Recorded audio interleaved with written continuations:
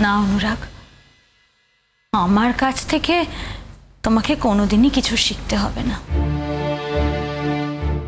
আর শিখবেই বা কেন? শিক্ষায়, গুণে, সব দিক দিয়ে তুমি আমার থেকে অনেক এগিয়ে থাকো। তুমি শুধু শুধু আমার কাছ থেকে কেন কিছু শিখতে যাবে? আমি তোমাকে কিছু শেখার কথা বলিও নি অনুরাগ। আমি শুধু এটুকু বলতে চেয়েছি যে ভালো জেঠুর এই অবস্থায়, এরকম একটা কন্ডিশনে তোমার ভাবনা চিন্তার ভারসাম্য বোধহয় কোথাও একটু টলে গেছে। অনুরাগ, এটা একেবারেই আমার কথা, আমার মনে হওয়া। আমার মনে হয় যে তোমাকে মানতে হবে তার তো কোনো মানে নেই। আর আমার মনে হওয়াটা যে ঠিকই, তারও তো কোনো মানে নেই।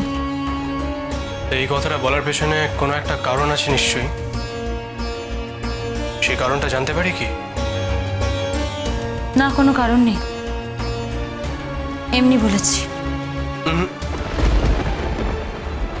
তুমি এমনি বলনি, তুমি এমনি কিছু বলার মানুষ নও। তাহলে ধরে নাও না, যে কথাগুলো তুমি আমাকে বললে সেই কথাগুলো তো এর আগে তোমার মুখে কখনো শুনিনি, তাই আমার এরকমটা মনে হয়েছে। এক সেকেন্ড, অন্য সময় তুমি আমার মুখ থেকে শোনোনি, কারণ ইন জেনারেল আমি সত্যি ভদ্র। আমি অভদ্রতা করতে ভালোবাসি না, চাইও না, চেষ্টা করি যতটা সম্ভব না করার। কিন্তু আমার এই ভদ্রতার বিনিময়ে যদি কেউ আমাকে অপমান করে, ইনসাল্ট করে, তাহলে আমিও তো মানুষ। আমি নিজেকে কতটা কন্ট্রোল করব? তখন বাধ্য হয়ে এরকম কিছু কথা হয়তো বলে ফেলি। তোমার নিজের একবার ভেবে দেখা উচিত মেঘলা। তুমি যেদিন আমাদের সম্পর্কটা শেষ করে দিতে চেয়েছিলে, তুমি যেদিন আমাদের বাড়ি ছেড়ে বেরিয়ে গেছো, আমি কিন্তু কিচ্ছু বলিনি তোমাকে। আমি কিন্তু একবারের জন্য বাধা দিতে চাইনি, আটকাইনি। জানি তো, তুমি তো সত্যিই আটকাওনি আমাকে। হ্যাঁ, আমার বাড়ির প্রত্যেকটা মানুষ আটকে ছিল। আমি বরং তাদেরও বাধা দিয়েছি, তোমাকে ডিস্টার্ব করতে দিইনি। হ্যাঁ অনুরাগ, আমার মনে আছে তুমি তাদের বাধা দিয়েছিলে। আর তুমি আটকাতে যাবেই বা কেন? তোমার তো আমাকে আটকানোর কথা নয়। বললে তুমি তো আমাকে আটকাতে পারোই না অনুরাগ, কারণ তুমি তো চেয়েছো আমি একা থাকি, আমি নিজের মতন বাঁচি। চাওনি?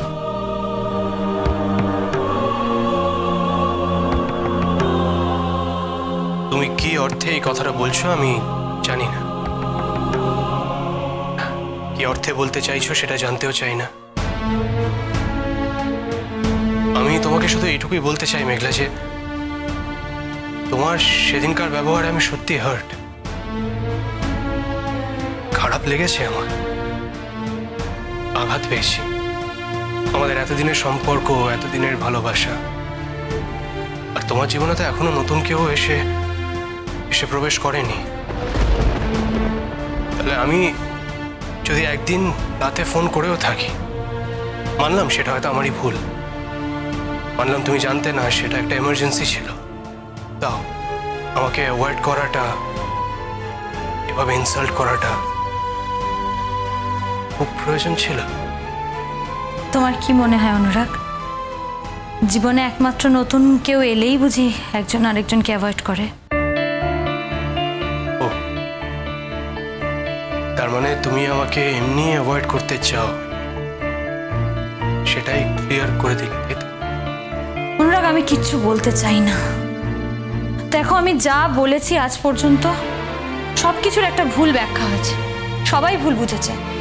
আমার আর ভালো লাগে না অনুরাগ, আমি আর কোনো কথা কাউকে বোঝাতে চাই না। তুমি যা বুঝেছো তুমি সেই বোঝাটা নিয়েই থাকো। আমি আমার বোঝাটা কাউকে কোনোদিন বোঝাতে যাইনি অনুরাগ, তোমাকেও বোঝাতে চাইনি, আজও যাব না। মেঘলা, তোমার জানা আছে নিশ্চয়ই আমার চলে যাওয়ার দিন এগিয়ে আসছে। চলে যাওয়ার দিন? তুমি তো অনেক আগেই চলে গেছো অনুরাগ। মানে? তুমি এ দেশ থেকে চলে যাওয়ার কথা আমি বলছো? চলে যেতে চাইনি মেঘলা, আমি চলে যেতে বাধ্য হয়েছি। পরিস্থিতির কারণে, সিচুয়েশনের কারণে চলে যেতে বাধ্য হয়েছি আমি। আমার কোনো ব্যাখ্যার প্রয়োজন নেই। আমি কোনো অনুরাগ। ব্যাখ্যা দিচ্ছিও না।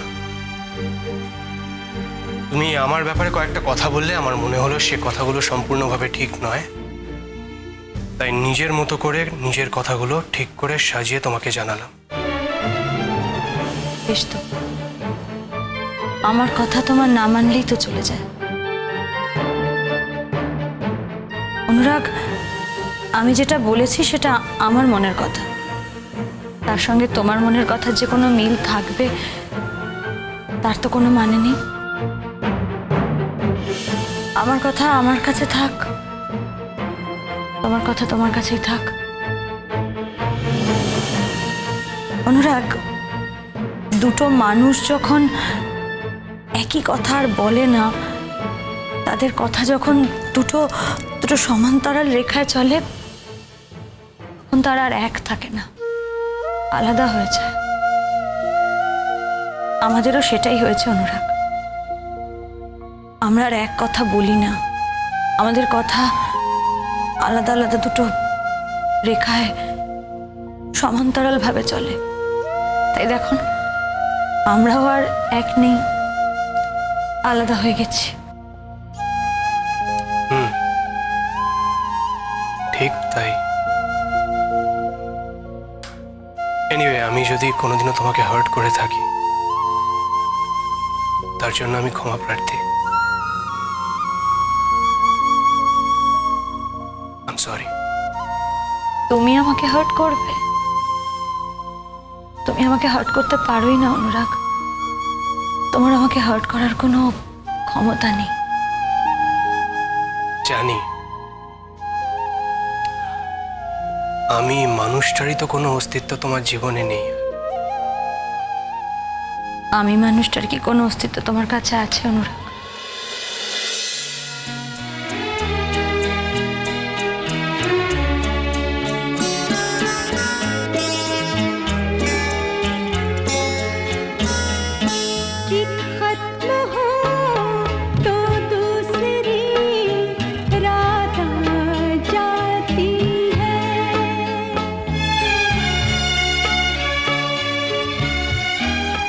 বাঙালি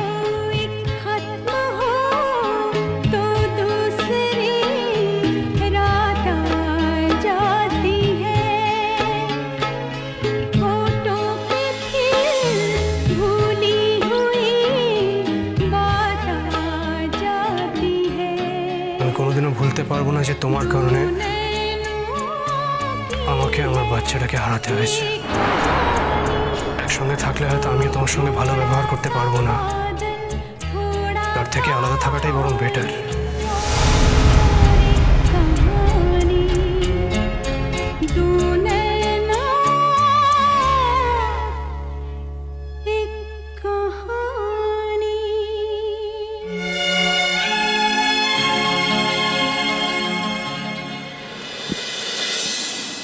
শোনো ভালো জেঠু, হসপিটাল থেকে বাড়ি ফিরে এসছো বলেই যে তুমি সাপের 5 পা দেখেছো তা কিন্তু নয়, হ্যাঁ বলে রাখলাম। এই তুই আমাকে এভাবে শাসন করছিস কি রে? আরে ভুল তো কিছু করিনি। এই দেখো, যখন বাড়ির বাবারা জ্যাঠারা বয়স্ক হয়ে যায় তখন তো তারা বাড়ির বাচ্চা হয়ে যায়, আর এই বাড়ির ছেলেমেয়েরাই তখন বাবা মা জ্যাঠা সব হয়ে যায় আর কি। ঠিক বলিনি? লালবাদ ঠিক বলেছিস। শুধু এই বাপ জ্যাঠারা তাদের ছেলেপিলেদের ইচ্ছে মতন ছেড়ে দিয়ে চলে যেতে পারে না। আর এই যে এই বাপ জ্যাঠারা, তারা তাদের ইচ্ছে মতন ছেড়ে দিয়ে ছেলেপিলেকে চলে যেতে পারে, এটাই শুধু পার্থক্য। দেখো ভালো জেঠি, এই বাপ জ্যাঠারাও কিন্তু দায়িত্ব পালন না করে কোথাও যায় না। আর যদি একান্তই কোথাও যেতে হয় তাহলে দায়িত্ব এমন কারোর হাতে দিয়ে যায় যে সে দায়িত্বটা তার থেকেও ভালো করে পালন করতে পারবে। সেই এমন কেউটা কে শুনি? কেন, আগের দিনই তো বললাম। হ্যাঁ, মিমিদি তো এখন এখানেই থাকবে পার্মানেন্টলি, আর কোথাও যাবে না, কি তাই তো মিমিদি? এই সিদ্ধান্তটা নেওয়া হয়ে গেছে তাহলে? না মা, এই বাড়ির সবাই এই সিদ্ধান্তটা নিয়েছে, আমি নিই। আমার সিদ্ধান্ত আমার মতোই আছে, তুমি ভয় পেও না মা। তোমার মেয়ে তোমার চোখের সামনে নিঃশ্বাস ফেলবে না এখানে। নদী